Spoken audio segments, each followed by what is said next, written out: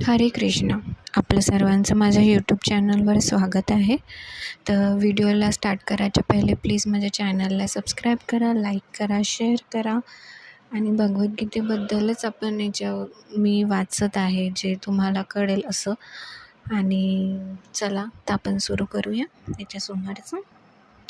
अलीकडेच एका अमेरिकी महिलेने भगवद्गीतेची कोणती इंग्रजी अधिकृत आवृत्ती वाचावी असा प्रश्न मला विचारला.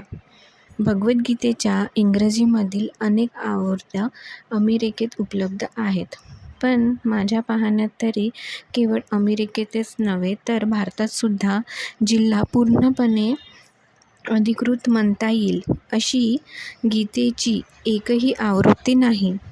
याचे कारण असे की बहुतेक प्रत्येक आवृत्तीत भाषाकारांनी भगवद्गीता जशी आहे तशीच म्हणजे यथार्थ रूपात प्रस्तुत न करता आपली स्वतःची मते प्रदर्शित केली आहेत.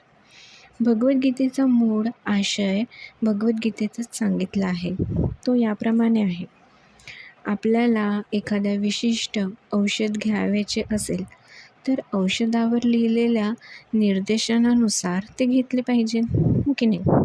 आपण स्वतःच्या लहरीप्रमाणे अथवा एखाद्या हितचिंतकाच्या निर्देशानुसार औषधी घेऊ शकत नाही.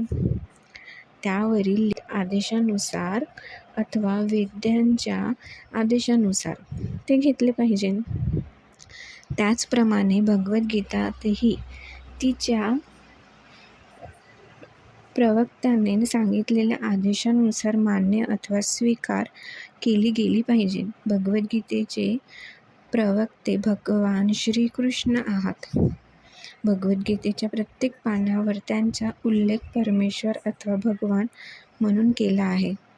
शक्तिमान महापुरुष अथवा कोणत्याही शक्तिमान देवतेलासुद्धा काही वेळा भगवान म्हणून संबोधण्यात येते. आणि या ठिकाणी सुद्धा श्रीकृष्ण हे निश्चितच श्रेष्ठ महापुरुष आहेत असे सुचवण्यात आले आहे. तथापि भगवान श्रीकृष्ण हे पूर्ण पुरुषोत्तम आहेत हे आपण जाणले पाहिजे. आणि यालाच भारतातील वैद्यकीय ज्ञानाच्या महान आचार्यांनी आध्यात्मिक गुरु उदाहरण शंकराचार्य, रामानुजाचार्य, मध्वाचार्य, निर्भांक, श्री चैतन्य महाप्रभू आणि अशाच इतर अनेक आचार्यांनी मान्यता दिली आहे.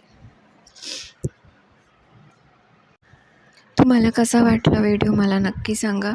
पुढचा भाग आपण उद्या घेऊया. धन्यवाद. राधे राधे.